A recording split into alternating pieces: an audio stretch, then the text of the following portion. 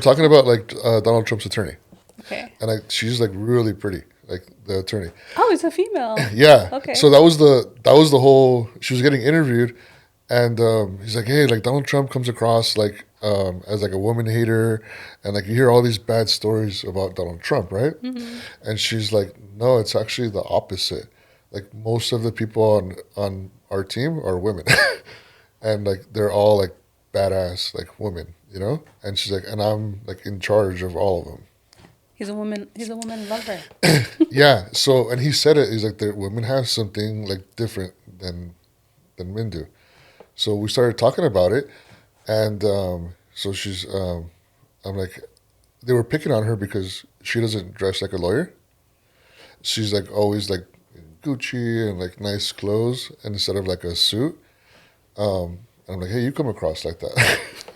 Like, what do you think about that? And then like, yeah, the whole conversation got started about that. That's funny. Yeah. Yeah. Um. Yeah, it's crazy that there.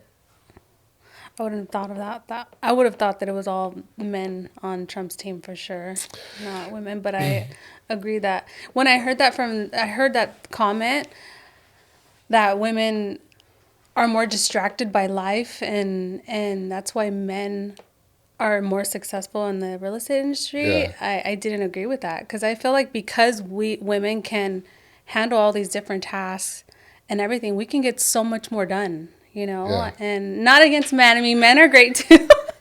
But when I heard that comment, I'm like, wait, I don't agree with that. I don't agree that because women are moms and wives and have all this responsibility, it makes them not as not, how can I say it? The focus and the drive. Yeah, I feel like it doesn't take away from the focus and the drive. Like I feel like it helps it. Yeah. So Well, okay, so let me tell you something. Um, I didn't go to school. I hated school. I made it very clear. I couldn't like wait to leave school. But I was pretty good at networking and like connecting with people. Um, that was like my strong, like just connecting with people, you know? I connected with people and I didn't know where it would lead. I just connected with people. Sometimes it leads to nothing, like, oh, it's nice meeting you, whatever.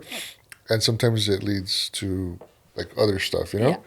But I was always good at connecting.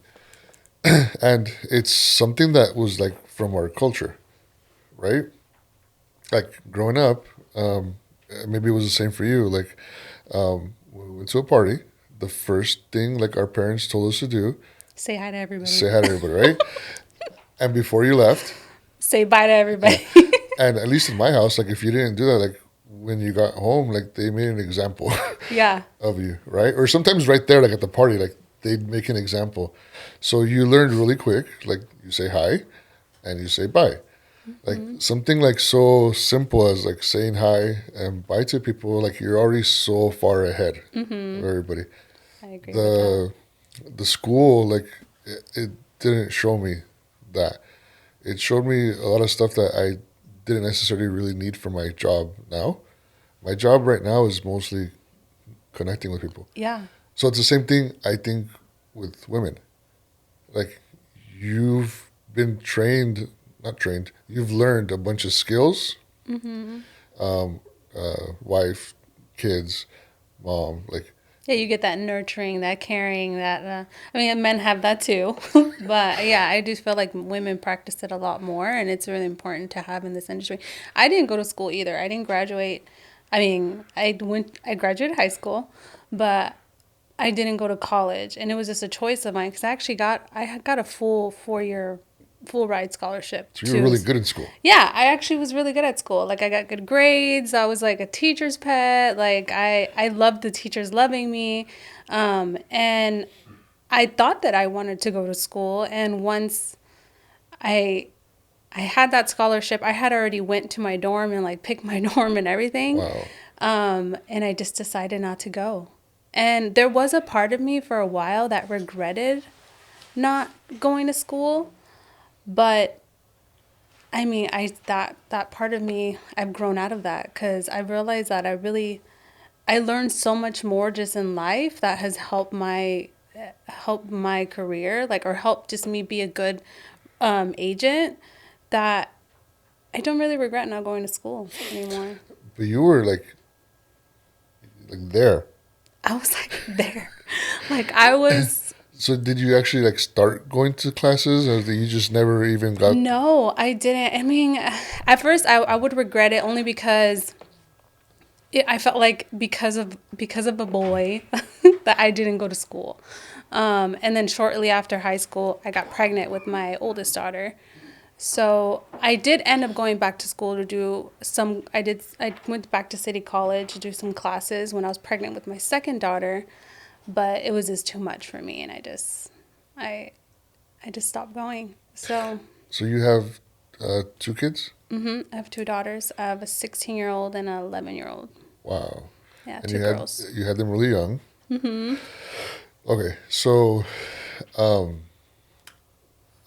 so you at a really young age like were mom. Um, you probably didn't get to experience like the what most 20-year-olds go through, like the partying and the clubs and all that madness. No, nope. So tell me about being like a young mom. How Well, don't get me wrong. Like, and my mom and other family members watching this would say, okay, she did party in her 20s. But yeah, I did. I took a long break until, my kid was potty trained and stuff like that. And it was a little difficult. And I think the most difficult part was because I wasn't, I mean, the mom, it happened naturally because I am the second oldest of five. And there was a point where I had to, at 10 years old, be a mom to my younger siblings. So it happened naturally being a young mom. But there were skills and stuff that I felt that I wasn't really taught by my mom. And not because she was a bad mom. She was just busy working three jobs to, take care of five kids, man, financially. So, but I felt like there was a lot. So I did struggle a lot. And it was more of the, like, emotion part of like being a mom and handling my kids' feelings and my feelings and like all this stuff. But everything that happened it was pretty natural. I think that motherhood is kind of like in us already when we're created. So, but it was, I think that was the hardest part. Aside from that, it was kind of fun. We were like growing up together, and I'll get emotional talk. But it's okay. it was a good experience. I had some tough parts, but it I'm very proud of the mom that I am and have become. It was easier with the second one. I had the second round too. Yeah. Here's round two, and you learn a lot from the first when you have the second one. But Do you think that what was it the that it made you like mature more quickly? That it made you like okay, now I have to do it because it's not just me. Like I have like now somebody depends on me, or like what part of being a parent like do you think that pushed you well, I feel more? like I was already very mature. Because even at 18, I had my own place already. I had been started my first job. I was 17, so I was very independent already. But yeah, having a daughter did push me to have like bigger goals. Like I was when I was pregnant with her, I worked at Wells Fargo. I was a teller at Wells Fargo, which I loved. I loved working there. But once I had her, I just started meeting people and like more successful people, and I was like, wait, I can't do this. I don't want at first I was like, okay, I'm going to work at Wells Fargo forever. I'm going to be a bank manager. I'm going to be a manager. I wanted to move up in the bank. But after having her, I'm like, no, I feel like there's more. So every I I had a few jobs before becoming a realtor. I got my license at 25. But from like 20 to 25, I had about four jobs. But every job, like I would level up, like do something better, not just financially, but just like more opportunity or just more to add more skills. And every single job that I had, I worked as bookkeeping in a landscaping company. I worked every job that I had, even I working at the bank helped me. It taught me a lot and like helped me with in being a realtor. It's crazy. Even I worked for right after the Wells Fargo, I got a job at attorney's office, and I was working for a bankruptcy attorney. So I learned some stuff in bankruptcy, and when all the foreclosures and everything happened, because I had my license at that time when foreclosures were and defaults were in, the skills that I learned to working at the bankruptcy with the attorney helped me.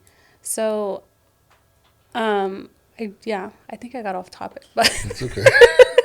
but but yeah, I like being a mom just helped me like, and I'm even till this day I'm just like, okay, everyone tells me, oh, you're doing so good, you're doing so good. I'm like, no, I want to do better. I have goals, and I feel like having kids did just it really helped push that, like bring that side out of me. So it sounds like you were at a very young age already like really focused, right? Because you said you had your own place when you were 18, which that doesn't happen like today, right? Yeah. Like kids stay at home till like I was ready. Yeah, I was ready to move out.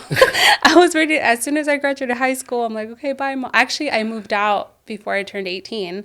But yeah, I was ready just to be an adult.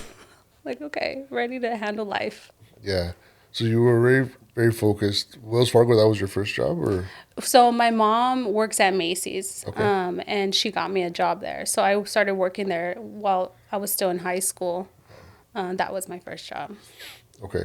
And then at what point did you? So it was always around customers.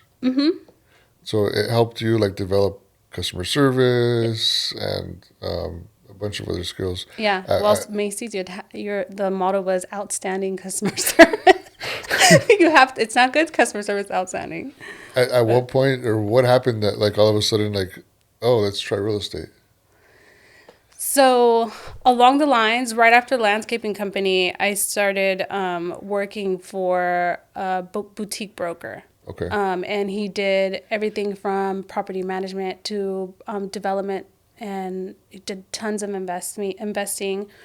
And this is something like you went to go apply there by Something I accident just or had. No, I was actually just interested. I was okay. I really never thought I was going to be in real estate. Like I've always like, I'm like, oh, that's cool being in real estate. That's cool, but it was never in my plan at all. And when I went to this boutique broker, I didn't go in thinking, oh, I'm going to help them with real estate stuff, or I'm going to learn real estate stuff. I just went in because I got skills in my other company that I felt like would help this company. And it turned into me jumping right into property management until doing transaction coordinating, I jumped right into real estate, and I was like, oh, this is cool. This is still like in your mid 20s. Yeah, I was like 24. Wow, okay. Yeah. So I had all this like, and then I was doing property management, and I was doing it I had about 16 properties, and including some commercial buildings, which that was so much that, I mean, it was a lot. It was a lot, but it was really cool to be a part of. And then once I started doing transaction coordinating and started seeing the agent's checks, Yeah. I was like, okay, I need to get my license. Yeah. But all of it was just like, oh, So boutique is a small agency, right? Okay. So when I started too, I started like at a small company, and I think it was like 5 or 6 of us, and I like when I started, I know I did a lot of things that I wasn't supposed to be doing, because it's a small office, and you just do like whatever's needed, yeah, and that's how you kind of learn. yeah, Was it the same? Like yeah, they pretty kind of much. throw you to the fire, Yeah. and like, okay, figure it out now. Yeah, because I didn't have anybody that was sitting there training me. Like he had one other employee there, and she was doing loan processing for him. So she didn't really have the time to sit there and show me. So, like, here, Vanessa, here's a stack of stuff. Organize it. Here's all these properties. Let's try to get everything in order. And that's how I learned real estate too. Because once I got my license once I decided I wanted to get my license, I got it within 3 months.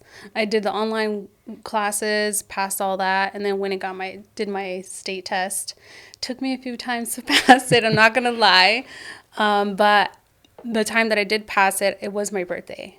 It was my Wow. 25th birthday that I passed it. Like on So your birthday? on my birthday, Shit. I Okay. passed the state test. So that was exciting. Then within that, once I had my license, I had already decided I didn't.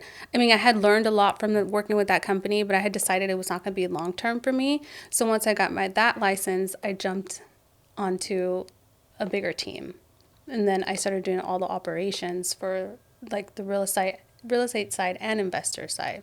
So what is operations? So basically, I worked behind the scenes for an agent, a listing agent. Basically, handled everything from start to finish, photos, all that stuff. I negotiated during escrow. Basically, I was just Their assistant? basically their assistant, yeah. Okay. But I handled all the different properties. So just like the big, even managing like, because we had a team of agents too, like figuring all that out, like making sure everything flowed and had agents covering open houses, stuff like that. There was, we came, became a really big team. They started from about 6 agents, and I think now they're like close to 100 agents Wow. now. But when I left, they weren't that big. But that that position also was just as kind of the same.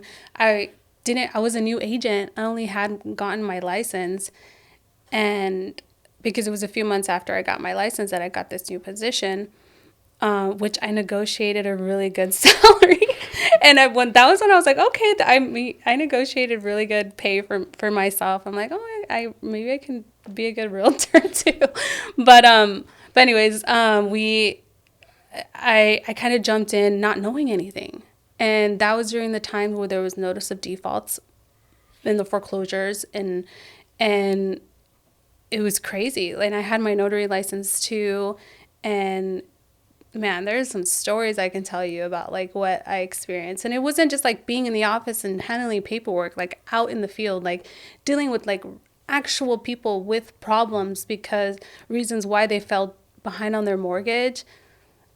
Heroin addicts, like, oh my gosh, I saw some Tell me devastating one. stuff. Tell us So one. okay, I'll tell you a specific one.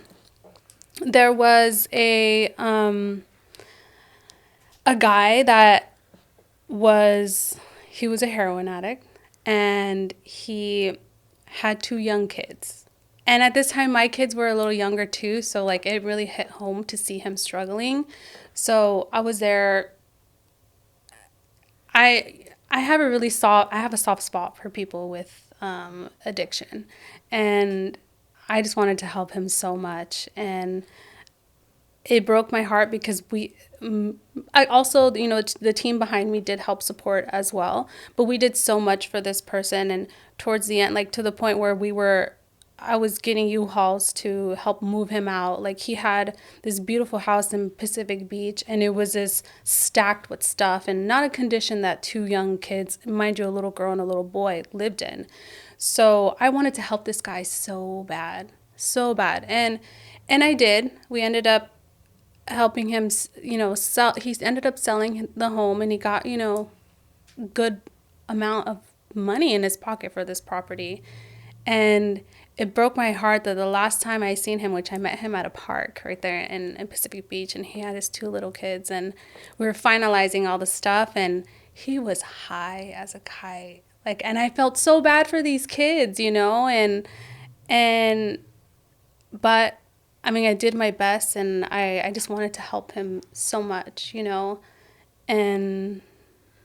it was really sad to see, it's sad that, there's people out there that are a little selfish, and Did you have like was that the last contact that you had with them, or did you that was the last time I ever talked to them. Yeah, I never found out like what happened? what happened with those kids. I know that the mom lived, I think, somewhere across, like in Florida or somewhere really far, and she abandoned them. Like they had a mom, but she just left. Like I don't know if it was because of his issues that she kind of just She's like, all right, bye. And he, lost control of everything and almost lost the house. Yeah. Well, it makes me wonder too, like that, because usually the kids don't go with dad. No, Like they I don't think usually, the kids had a choice. I think she just left. that She's sucks. not like, oh, okay, you want to stay with dad or you want to come with me? She She was just like, bounced. I'm leaving. I think she had a boyfriend that she went with or something like that, which was, Yeah, how do you do that? how do you do that to your kids? It was so sad. And then it's different if at least like one parent's okay and the other one, maybe one parent's not good, but then the other one's okay. Like if the guy was Yeah. So it in makes you better think how mindset. bad the mom Yeah. must have been to like do that. So, do you have any? Did you experience anything with like Hispanic clients where um, maybe they didn't understand or My toughest clients were Hispanic clients, and it was male Hispanic clients because they have that like machismo, like women don't know what they're doing. So I feel like I had to put in extra work, a little to prove myself. But at the end of it, like all my Hispanic clients were like my uncles, like, but yeah, I did feel like I had to prove myself a little bit more. but during the foreclosures, did you have any like stories that Foreclosures, um, like, not in the Hispanic, no. I mean, just that, like I had to, to help people save their homes. There's certain things that you have to do, like at one thing that you can do to stop a foreclosures. If you file for bankruptcy, then yeah? you stop your foreclosure. So I did.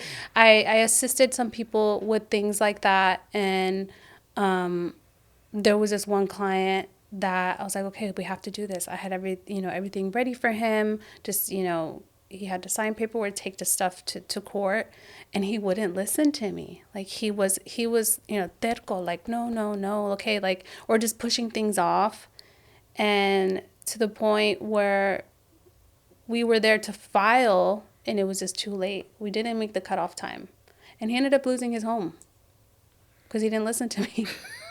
He was stubborn. Yeah, that's the thing about us. Like we're stubborn. Yeah, it was hard. But afterwards, like he was like, we talked afterwards. He's like, dang, he changed from like that machismo, like Yeah. I know it all, to like I should have listened to you. Like I have that too, like because I'm Hispanic. I'm a male. Like I have like that stubborn thing that we all have. But like in my like this is the way I look at it. If um, I'm gonna take the decision, like what I'm gonna do, if I'm right or wrong, like I'll pay the consequences for it. If I'm wrong, like I'll learn from it and I'll become better from it. And if I'm right, then it'll work out like beneficially. It's not that I don't think like, oh, you don't know what you're doing because you're a girl. It's because like no, like I trust that like I'm gonna make the best decision for me, and whatever it is, whatever the outcome is, like I'm gonna make the best decision for me. And if it doesn't turn out good, like okay, like you learned, and hopefully like you didn't get beat up too bad, yeah, yeah. and you move on. Yeah, I feel That like I'm kind of like that too. People tell me that I'm a little stubborn, but yeah, I feel like because it's not it's it's not just like stubborn. It's like you have to have like confidence in yourself. Like I can do it. yeah, Like I know what I'm doing too. Like I'm kind of a badass too, right? Like I know what I'm doing. yeah, Like and that's kind of helped me too when learning and in real yeah, estate. Like, oh, okay, yeah, you have your way, but let me learn it and let me do it my way. yeah, And that I feel like that helped a lot. And it's our way or our way or the highway. yeah. So we all have it. It's just, but yeah, it's having good people around you, and like you said, like you learn a little bit from everybody, Yeah. and then you eventually learn to do it like your own way. Okay, so um, you were at this team. You helped with organization, or sorry, you Italian Organization. finish high school. Like it's too many words. Organizing, Or yeah, you helped like yeah, organize. organizing stuff. A little bit. It sounds like a little bit of like office management kind of Yeah, thing. office management. Yeah, and then you worked with sellers, investors, buyers, foreclosures, and then what is like the next another big word, evolution? Like what's the next? At what point it's like okay, like I'm gonna go. I can do this on my own now. So the team got a lot bigger, and I got I got really good at handling the foreclosure side of things. So that took up most of my time. So I moved from the office management side to the sales side, the agent side. I did that for a little bit, and I started meeting so many people in the industry and just seeing more opportunity as a solo agent. So after I left the team, I just became a solo agent. So let's talk about that part for a second because I imagine this is around 2010, 2012, like somewhere in that timeline, maybe Oh no, no. This is so or 2000. so So you were talking about more of like No, no, the. like now that you're on your own, Oh, okay. this is like 2010, 2015, somewhere in there. No, I didn't get my license until 2015. Okay, so the 2020, we're talking Yeah. now. Okay, so 2020, real estate in general, like is one of the industries where it's like male dominant for like a lot of sales, like is male like dominant. Yeah. So like so here you are, you're like probably in your 20s at this point, right? Like 26, 27. And you're I'm assuming you're coming across like a lot of like strong like male personalities, and then they see you, this 20 something year old girl, and like talk about that. Like how was that? Um,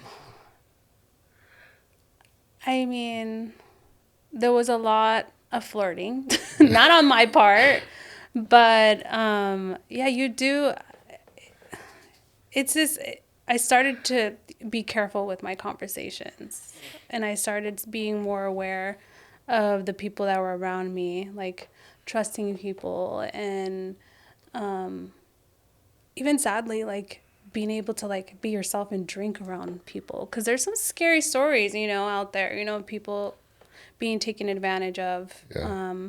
And yeah, I just had to be more mindful of the people around me.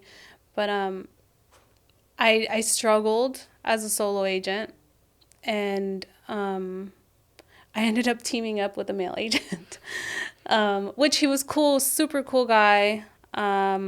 Got along very well, but I just thought that we were both in, two different.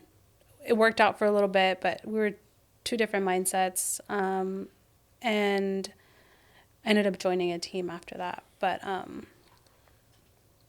What because I the pandemic happened, actually. so what I hear a lot of um,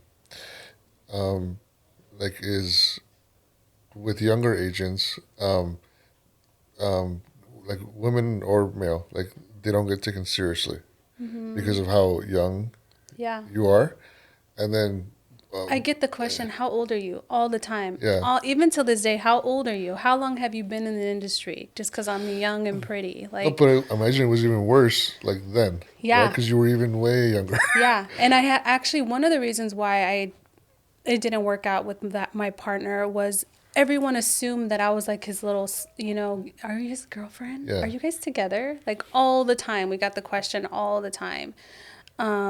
So it was just a little awkward, yeah, So like no, and I get, yeah, I all the time people just based off my looks, people think that I don't have skills or I don't have experience, yeah. and but they're wrong. I got it all.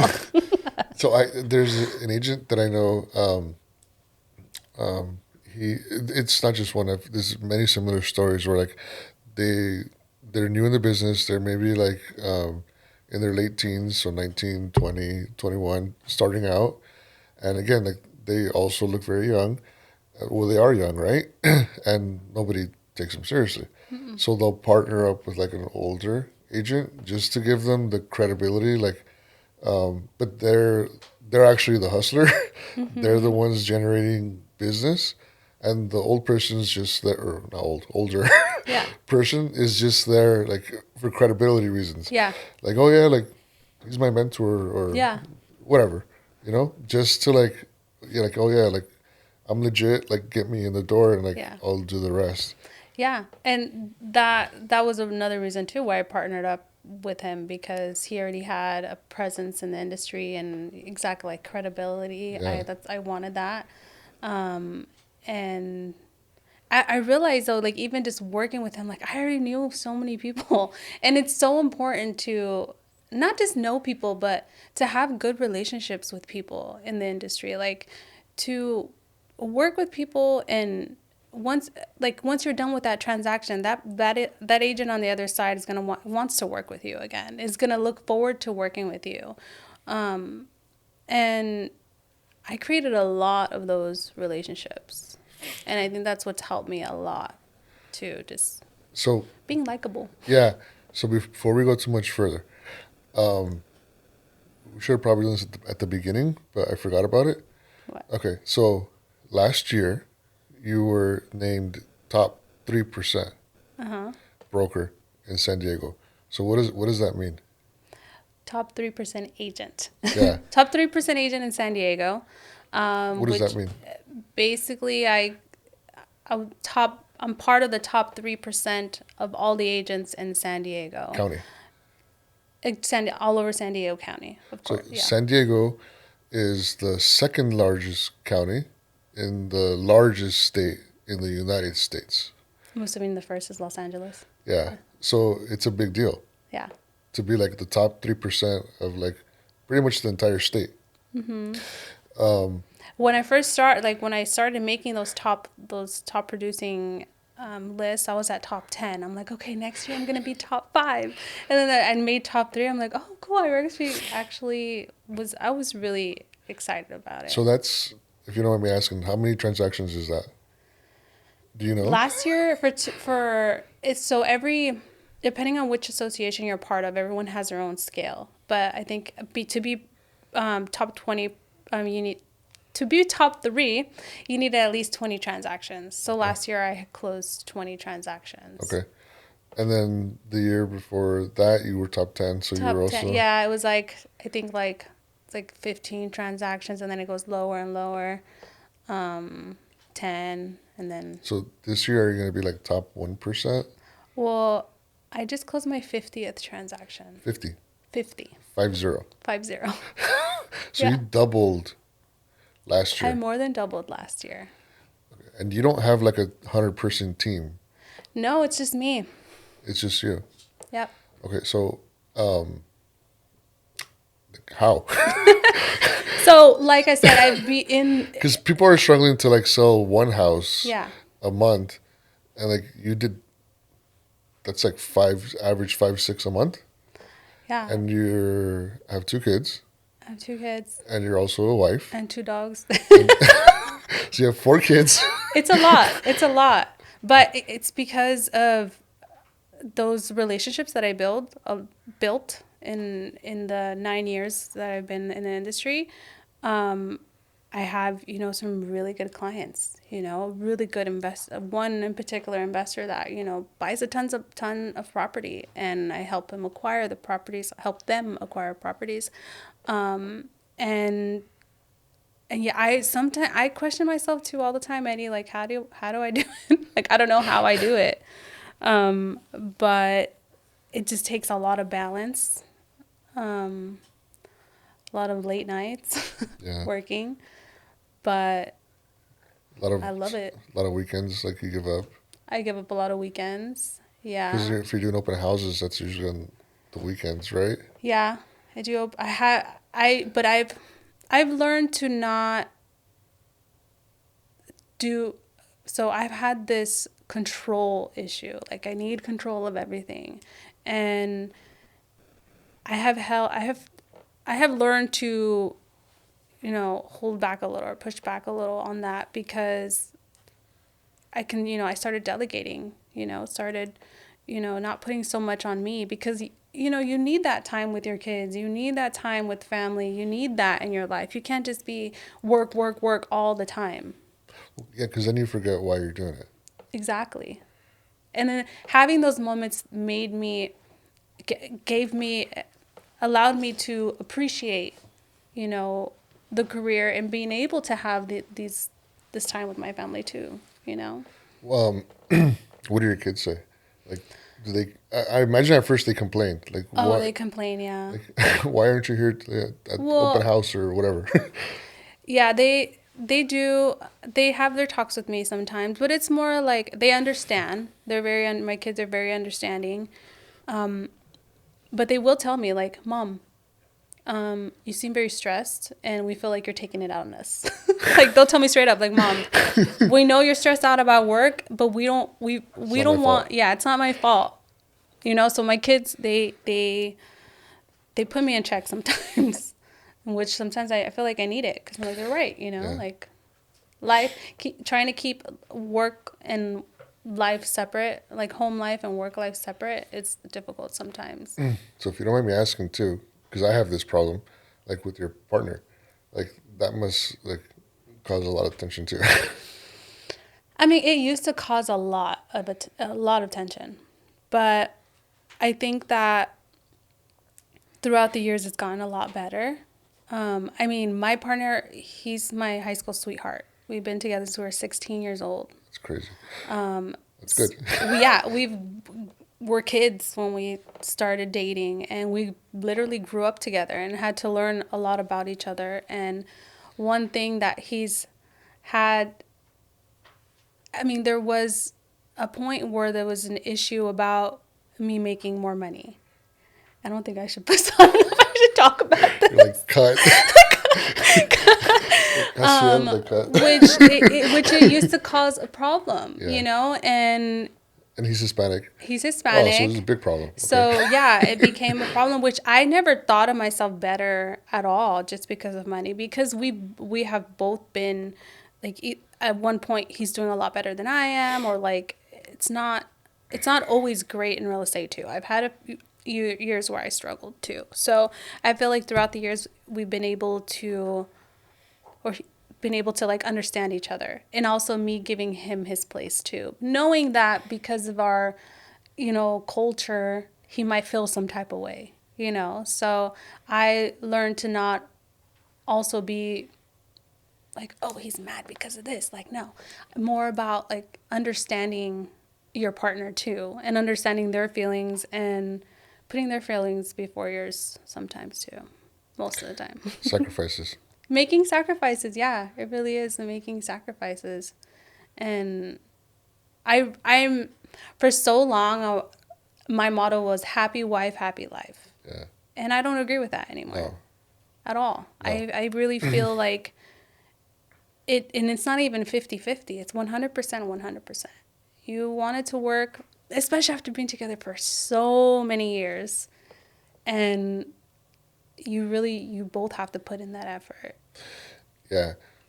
So I disagree with that too, but um, my perspective is like okay, so happy wife, happy life means that um, I have to keep you happy, right? Like Mm-hmm. as the husband, I have to keep you happy. All right, but my perspective is like no, no, no. Like it's not my job to keep you happy. If you're not happy, that's like a whole different problem. Yes. Like you have to be happy, and I have to be The happy. happiness that your partner brings you or gives you should It's be like the extra. It should yeah. be on top, like the cherry on top of your Yeah, own it's. happiness. I'm not here to make sure you're happy. Like, Mm-hmm. if you're not happy, dude, there's a problem. Like, there's a Yeah. big problem. Like, and we need to figure that out first. Yeah, for And same sure. for me too, right? Like, if I'm not happy, like, okay, that's a me problem. That's not Mm-hmm. a you problem. Like, I need to figure that out first. Yeah. And if I'm not happy, like, dude, maybe I should be by myself. Like, I shouldn't be with you because I'm Yeah. gonna hurt you. Exactly. I believe in that 100% too. Like you can't put that on your partner to make you happy. Yeah, That you have to be happy with yourself. yeah. Even like you gotta love yourself too. You can't love nobody if you don't No, love yourself. and that's also something too that like I say that all the time, and it sounds kind of selfish, like because I say like dude, I'm number one. Like I'm the Mm, most important person, and like oh like that's kind of messed up, right? But like no no like let's talk about it, right? yeah. If when you're on an airplane and they're going through all like the emergency procedures, Hmm. the first thing they tell you, like before you help your kids, Make before sure you you're help, good. yeah, make sure you're good, right? And then you can go help everybody else. So that's the first thing they tell you, like before the airplane takes off.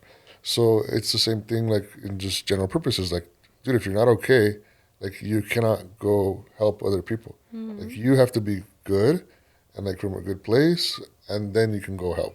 Like Yeah. if you're not okay, like there's something wrong with you, like If anything, I feel like it's selfish to not love yourself and go try to love somebody else yeah, or try to be there for someone else because you're doing the other person a disservice. Um, that's how I feel. I feel like it's more selfish that way. It's yeah, better like like you take care of yourself. It is okay because you're gonna be a better person for whoever's in your life. yeah. The way you can be the most helpful is by being the best version of yourself, Mm-hmm. and then you're able to do more, like whatever it is that you want to do, Mm-hmm. like in general, right? Yeah. If you want to, like, if your passion is donating money to church, like, okay, cool. Like, if you make more money, like, you can donate more. Yeah. Like, whatever it is, like, Yeah. Yeah. the best version of you is always the best way to do it. So, would you say then that the like we started talking about like shaking hands and like doing all that stuff at the beginning Mm-hmm. and skills that we just learned from our culture. Would you say that that was like what has helped you the most, like succeed, or Um, is something? yeah, I think so because being like conversations and meeting people and it's kind of just natural. It and I do feel like it's because you had to make say bye to 20 million people in a room, Yeah, so but um but yeah, I do feel like it has helped for sure. Helped me not be shy. There's a fly. yeah, I know it's cool. Um, I need one of those zappers. um, uh, what about the other part, which I imagine, um, like I learned it from my parents, and I'm sure you probably from your mom, like the hard work. Like that's something that like it seems like our culture is not afraid of. I feel like yeah, I feel like my mom taught me, but like not actually. She taught me just by doing. Yeah, And even at because working so much, you make sacrifices. I mean, you're sacrificing time with your family, but you're doing it because you have a goal in mind, and that has definitely helped me a lot. Just recently, we my mom brought it up to me and was talking to someone else about me. I was in the room and she's just like, "Yeah, I feel like I didn't give her a good life." And she started crying, and she's like, "Yeah, I didn't give her the best." And I reassured him like she was the best mom that she was known. I feel like it's kind of like it's a domino effect, She wasn't taught well by her mom either. So I don't hold anything against her. But and I explained that to her like you did the best that you could have. And I saw you work so hard, and I'm the person I am today because of you. Like a part of you, I'm a part of you, and she didn't realize that really did teach me a lot. yeah, Just the working hard, and she worked 3 jobs. She had her day job, night job, and she was, she paid the bills. She got stuff done. She wasn't there much, like I, this is maybe TMI, but when I first got my period, I didn't know what to do. I was like, okay, but I mean, I don't resent her for that at all. It's a part of just her resilience and her drive too to make sure that she was working hard to support her kids. Like that's a part of me. well, yeah. Without realizing, so kind of um, like the Karate Kid movie. Mm-hmm. when he's like, "Oh, wax on, wax off," right? Yeah. And kind of without knowing it, like I learned karate, Yeah. right? Kind of the same thing, right? Like Exactly. by watching her work, you learned like your drive, and then, like you said, you also kind of learned the parenting um, without like it wasn't intentional. Like you just kind of learned it. Like Yeah. um, Kind of just happened. um, okay, so we were talking a little bit about at the beginning the the I don't know like the woman like power versus like the man Man. Uh huh. and like so let's talk about that for a few minutes. Okay. So again, like you're in an industry that like it's especially like when you're doing flips, there's not Oh like yeah. girls dressed like this doing flips. Mm-mm. There's guys like in ripped up jeans and probably guys like in suits, like driving nice cars. Yeah. Well, I'm Um, not. I'm not doing the flips myself, no, no, but but in that network yeah, yeah, of yeah. people, like I'd imagine, maybe I'm wrong. That's the kind of people you're bumping into, right? Mm-hmm. Like people with a lot of money, Mm-hmm. like, and if they're men, they probably like full of themselves. Sorry, Yeah. like they're like they have the egos, Yeah. right? And then a lot of construction guys. Mm-hmm. This is kind of like the network, Yeah. right? So how were you like received like in that network? Um, Um, I feel like I'm received. I mean, I feel pretty welcomed. I mean, I don't think I've had an experience where I didn't feel like I fit in, at least like in the flips. Um, yeah, because I feel like because I have that background and I just people know I have the experience and they kind of like, oh, hey Vanessa, nice to see you here. It's yeah. not like, what are you doing here? Like I don't really. Is it a small circle of people or is it like a It's a pretty big circle. okay? It's a pretty big network of people. Yeah. Um, Was it intimidating at first, like when you were like meeting these people and at like first, yeah, like at first I was just like, okay, and this is networking, going to events like, and I at first I was nervous, but it just no, I felt pretty welcomed, and I didn't really feel like I had to force conversations or anything. Like I had stuff to talk to people about because of the experience and stuff like that, and I always see a familiar face every event I go to, so that's kind of nice. And yeah. so what, what kind of what kind of events are like because when I go to a realtor event, I see like realtors, insurance, lenders. Um, if I want to meet investors, like what should I be doing? Investors are going to these events too.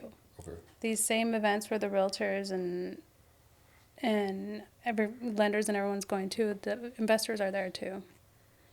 you just gotta So find them. you just have to find them. Yeah, you just have to start talking to people. Um, the group that I work with now, the way that I created a relationship was I saw them in the driveway waiting outside a house that they were shopping to other investors, and I just started a conversation with them. Started talking to them. They got to know each other a little bit. Told them that I had just moved out to Temecula area. I had just moved out here, and they told me they had an opportunity in Lake Elsinore, and they didn't have an agent in this like in the Inland Empire area. So it started with that one listing, and I sold that property above asking off market before it hit the market because I had a network of people and a lot of friends in the industry, and they had a buyer for it. And since then, it's just been nonstop. Like all of his listings, all of their listings, they're like, okay, Vanessa, this one's ready for you, pretty much. And it just started from that one conversation in the driveway with this person. So yeah, you just walked up high and just Yeah. Like, hi, my name is Vanessa. How are you? okay. um, So Um, we're doing an event December 4th where you're going to be speaking For the first time. for the first time. Yeah. So there's going to be like 1,000 people there, and they're going to, yeah. So they're all going to come see you. Uh-huh. You're like, shit. Like, let me change my mind. Oh, look, my palms started sweating. What the hell? Yes, I feel like I'm blushing already too. Yeah, it should be fun. I'm excited. A little We're good, nervous, yeah. but I'm excited. I feel like the other girls on the panel, I feel like we clicked. So Yeah. I think it's gonna flow well. Okay. So, give us like your pitch. Like, hi, I'm Vanessa. What? You want me to pitch you right now? Yeah. Can I have some water? Yeah, good. We'll take a break. We'll take a break. We're good on time, right? Okay, cool. When I did this with, I don't know if you know Imelda Manso. When I did this with Imelda, that's why I kept on asking about the foreclosure stories. When I did this with Imelda, we had to stop like 3 times because she broke down crying. See, I didn't know if you wanted me to get that deep. No, whatever you feel comfortable sharing. Yeah, she broke down crying like 3 times. Because there's another one where the agent I was working with had me jump in a moving car with him, so I can get a signed grant deed. Whatever you feel comfortable sharing. So Imelda's story was like, she mostly dealt with Hispanic customers. That's why I was asking about Hispanic customers. Okay. And she would like negotiate cash for keys, and like the lady was getting everything in Spanish, and she like literally like had no idea like what the hell the letter said. So Imelda's there like to negotiate cash for keys, and the lady's like, "What the fuck? What are you talking about? Like I have to leave?" And like, so it was like a single mom, like 3 kids, and like Imelda's there to like kick her out of the house, and she's like, so like she took time to like sit down and talk to her and like tell her like what happened and everything, and she's like, no, I had like no idea, like, but you gotta go. And then so she started sharing a few stories like that. See, I don't really have Hispanic stories. That's cool. All the people that I dealt with were white. Yeah, all the drug dealers. No, because there was another lady where she was a hoarder too, and I literally helped her move out of her house, like physically helped her move out of her house. Yeah, yeah, whatever you want to share. Yeah, she was like, I think she was like 80 years old, and did everything from reserving the U-Haul, and was at her house till 3 a.m. Literally came out of the office. I worked my 8 to 5 schedule. While I was there, I reserved the U-Haul, picked up some guys, my Home Depot. for no. Some trustworthy ones, so ones that I knew, and we met them at the U-Haul and went straight to the house, and we were there till 3 a.m. We were at the house till 3 a.m. And it was crazy though, because we had until the end of the day, or else this buyer was going to cancel. Like it was going to be a dead deal if we didn't have this done before the end of the day. So at midnight, this lady's house was still like half full. Like she had rooms just like stacked of stuff, and her husband had passed, and she kept so much of his stuff, but she was also a person that just bought stuff, so much brand new stuff that I had to toss out. And the crazy, actually, during the whole pile of stuff we were going through, we found a huge, like one of those bank envelopes. It had like 100 grand cash in it. She didn't know it was there. She didn't know it was there. But I didn't. I handed it to her. Yeah. In my head, I was just like, you're being foreclosed on, lady. You have 100K in a bag. Crazy. I'm like, she can catch up with her payments with this. But anyways, yeah. she got her money. Don't worry. I wasn't. Nobody I was with would do that either. Anyway, so at midnight, this house was still full of stuff, like half full. So what I did, and I had to take pictures, like proof that the house was empty. So I started moving all the stuff to like one direction of one side of the room, taking pictures, making look like all the rooms were empty, so I can send at midnight. I think I sent the email like 11:55. with all these pictures of this empty house. I'm sorry if you're the agent on the other side watching this, She's like, oh, but that's why. that's why it wasn't empty. But we did end up we ended up finishing that night, but it wasn't before midnight. It was at 3 a.m. Finally, Yeah. the house was empty. And then the next morning, we went to everything that was trash, went to the dump, was out there, and there was Vanessa throwing stuff out. Like So, that was a fun. I wanted to ask something. So, um, it so to me it seems like you're like a really like old school agent. Because when I looked at your social media, like you don't have like all this like fancy stuff on your social. It's really like it doesn't look like you do It's much. basic. Well, yeah, it doesn't look like you do much on social media. I don't. It's just you just have it there. Yeah. I have this I use this It's a lot of templates and there's like, a lot of templates, and it's like a lot of stuff is automated too on mine. Like, or I post my flyers. I've been trying to make it look like there's some structure in it, like posting Yeah. a video, then a house post, then a video, then a house post. mix it up. But yeah, mix it up exactly. But yeah, it's very basic right now. So it doesn't do much for your business. Like it's your business is like seriously like just fucking networking. Just networking. I mean, I get some business off of Instagram. I do, just people that cuz I don't do much like on my feed. Like if you look at my feed, my grid, there's not much on there. I need to post more reels. I need to do all that. But I post a lot of stories. Every single day I Sorry post. about the Padres, by the way. I apologize. I'm constantly posting on my stories, and I'll post a mixture of everything. I just don't post just work stuff. You see me posting my dogs, my kids, like I post a lot, and I feel like it helps keep me top of mind of people, because I get people all the time, they respond to my stories and they say, you're my realtor in the future. Like I do get business from Instagram. I probably can get more if I posted more content. But I do get a little, and it's more about like I got two listings recently just off of Instagram. So it's there is bringing some, business there. yeah, it's bringing in some business. So just being consistent and posting stuff. Being consistent and posting. Even though it's not fancy, it's just like. Even if it's not fancy.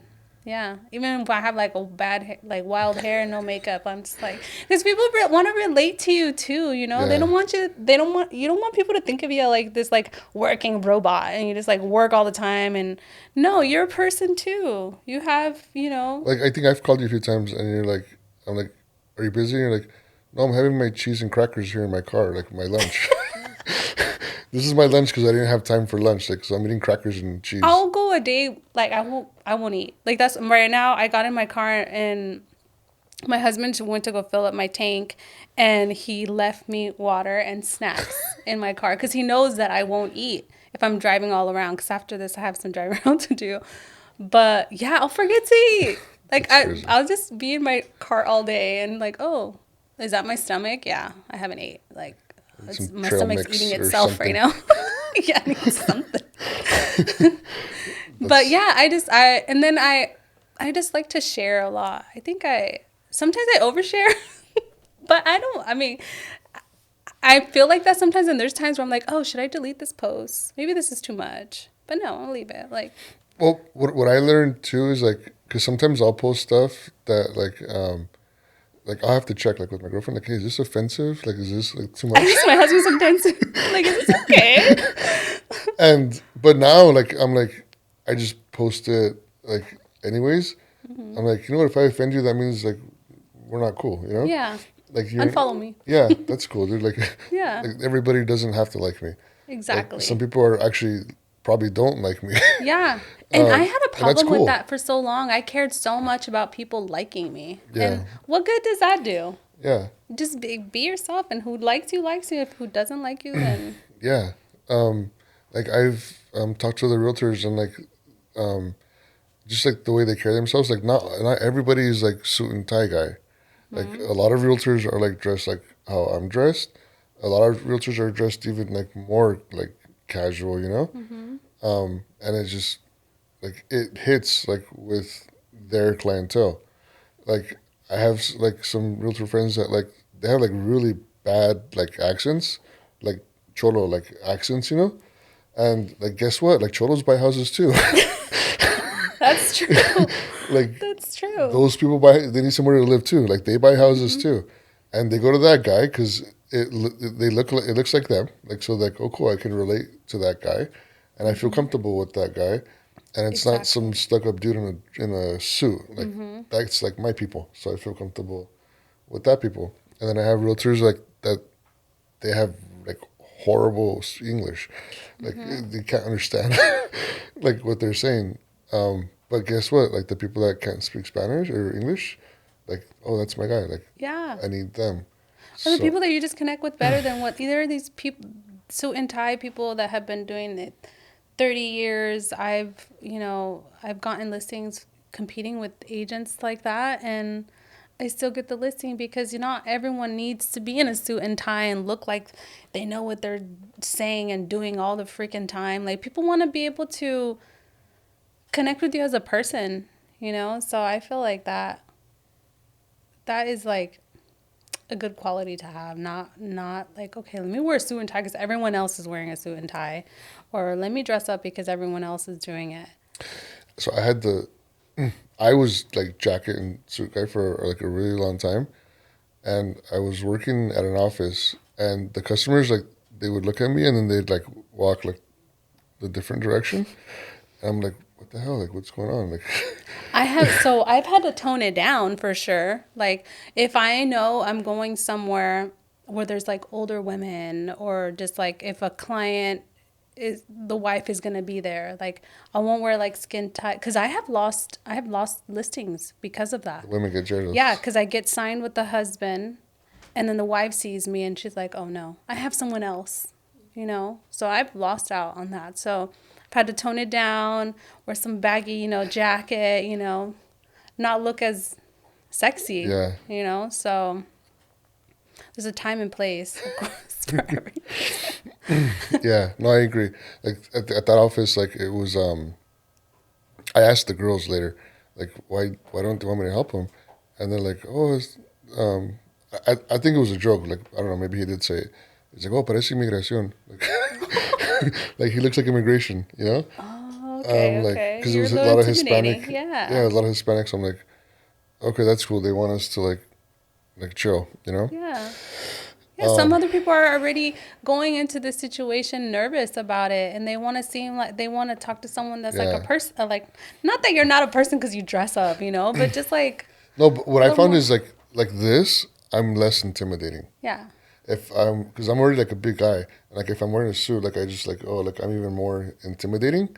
So like this, I'm not intimidating. Like oh he's just a regular guy, like whatever, you know. Yeah. I can talk to him, and You were like very intimidating at first. When I really, first met, when I didn't start conversating with you, I'm like, yeah, oh, this guy looks a little not a scary, little scary, a little. really. But then as soon as you started talking, I'm like, oh, this guy's cool, like super humble and like genuine Yeah, and stuff. thank you. But No, I try to come across not that way. you try to come across not, Well, like just like regular person, yeah, yeah, like oh that's like I'm not a big beer drinker, but like oh that's somebody like I like to have a beer with, you know, like yeah, just like a regular yeah, guy. And then I think like you too, right? Once like you open your mouth and you start talking about real estate, they're like, oh shit, she knows what she's talking about. mm-hmm, And then there comes like the credibility, like, oh fuck, like yeah, he knows his shit. yeah, You know, like exactly. it's yeah, Once it comes up in the conversation, yeah, because don't you just hate it too when some people like right away just want to start just talk. Oh, I do this and I do that. I like it to come out like so you not salesy, you yeah, know? so I like okay, I've never asked you like, hey, can I give you a quote? No, Like I've never asked like, hey, on your next escrow, like let me give your client a quote. never. I know you close a lot of deals, but I've never asked you like, hey, can I give you a quote? Um, I don't do that. Yeah. Like there will come a time where hopefully like you'll use And I us. have I've used you I've asked you Yeah, before. Yeah. but I And will when never. you didn't ask me. I No, just I I never ask. yeah. Like there will be a time where like it'll come natural and like you'll ask. Yeah. And when you ask, like I'll be ready. But I never force it on you or anybody in general. Like, Yeah. I'm here. This is what I do. In case it wasn't like obvious enough, like Yeah. this is what I You do. do insurance. You do insurance. Like in case it And that, but wasn't. I feel like that's how it should be. Like just creating that just having those conversations for even at open houses. Yeah, And my partner, when she's with me, sometimes she has to like jump in and ask the like salesy questions because I it takes me a while to get to yeah. that point because I don't want to start that conversation off. Like I want to get to like, oh, you're here. Who are you? Like, what's your process? Like, oh, what do you think of the house? But like more like just like who are you? Oh, and am I gonna connect with this person? Once I start connecting with that person, that's when those other like salesy questions come in. Like, how long have you been shopping? You know? So I'll give you an example. So we were at Latitude a couple of weeks ago, right? Okay. Saw So, each other like twice. but one of the classes that I went to, and I'm usually pretty strategic like with what I do. So I'm sure you were too because you were there for a short time and like there was certain stuff that you wanted to I see, want to right? see, yeah. Okay, so I wanted to see the investing stuff. Like that's what caught my attention. So I was in a class with one of the investors, and there was a I didn't know who she was, but there was a girl sitting next to me, and we were both asking questions like in the room. Nobody else was asking questions. So afterwards, we kind of just hit it off and just started talking. I didn't know who she was. Like she was dressed like super casual, like she was wearing Jordans and like workout clothes, like super casual. And I was dressed like this, so we were both super casual, and we're talking, and it turns out she does super high end real estate in San Diego, like sells buildings and like high end like houses, and she has a lot of like high end clients, Okay. and she's like I've been struggling with people that to insure these like properties. I didn't offer her. She like was asking me. So she sent me a couple deals, and it was like very wealthy people, multi-million dollar purchases, and I was able to help her like, close the transactions. And that So happened naturally. You're sitting yeah, next to this person in I a didn't even know who class. she was. Yeah. Like it's just, and she was wearing Jordans like and workout clothes. Like I didn't know she sold like multi-million dollar properties. Mm-hmm. Like it was just like she was just there, and we just started talking. And then she invited me to go to this thing in December.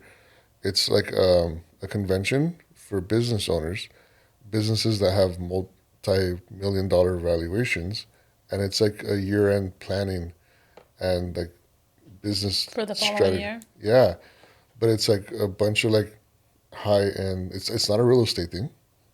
All It's different business yeah, owners. but it's obviously it's people that have a lot of money, and it's people that she wants to network with because they'll eventually buy a house or they'll need real estate and stuff. Yeah, for So sure. it's nothing to do with real estate. It's just where like her demographic like of clientele would be, and that came from us not talking about real estate. It's just like oh you're cool like okay like and it just happened naturally, Yeah. but it's pretty cool. Yeah, I like that. Yeah. I need to So go to that event. When's that? Let me um, put that in, write that down. yeah, no, I'm sure it's open. It's open to the public. I'm sure you could go. And I'll introduce you to her later because you guys are both out there. Okay, so let's finish up. December 4th. December 4th. Okay, Wait, my pitch. What yeah, my pitch gonna be? yeah. So do it in pieces like how you did it, like hi, I'm Vanessa Muñoz. You want me to do that now? Yeah. I did so horrible in my other video. I feel. It's like because Okay, like so let me ask. once get put on the spot, I'm Okay, so let just me ask you. So let me ask you. I'm gonna ask you. Um, um, some stats. Anyway, okay. so like I've been a top, what is it, 3% producer, top 10% producer, top. You want the top three was my latest Okay. last year, Um, so say that. So in 2021, 2021. in No wait, 2022, 2023. so it'd be 2022, 2022, 2021, I was top 10. 2022, I was top 5. 2023, I was top 3. Yeah. Okay. Okay. So So let me ask you. So, in the top 3 years, like how I know every county has like different rankings of like the best realtors. So in the past 3 years, like how where have you been in the past 3 years? So 2021, I was top 10%, all of San Diego County. 2022, I was top 5%. 2023, I was top 3%. This year, I'm surpassing top 1%. So this year you're gonna double last year. I already doubled last year. Okay. The majority of your customers, what are they? Investors. Investors. Hmm. So you like will do both. Like I helped up on the purchase side and then the listing side. okay. Hi, now Rep Temecula Valley. I'm Vanessa Muñoz. I'm excited to see you at the event So sorry, December 4th. the event December 4th at Bastards. Excited to see you there. Celebrate your success and excited to meet you. That's it.